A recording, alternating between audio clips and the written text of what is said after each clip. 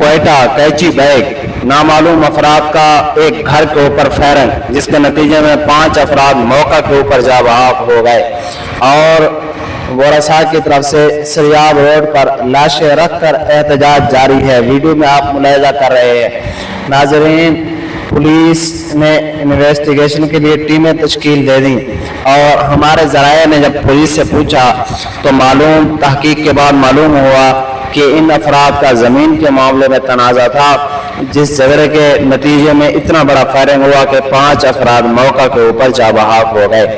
अब मालिक के वरसा की तरफ से लाशों को सरियाब रोड के ऊपर रखकर एहतजाज शुरू कर दिया और इंतज़ामिया और हुकूमत से इंसाफ की अपील की जा रही है।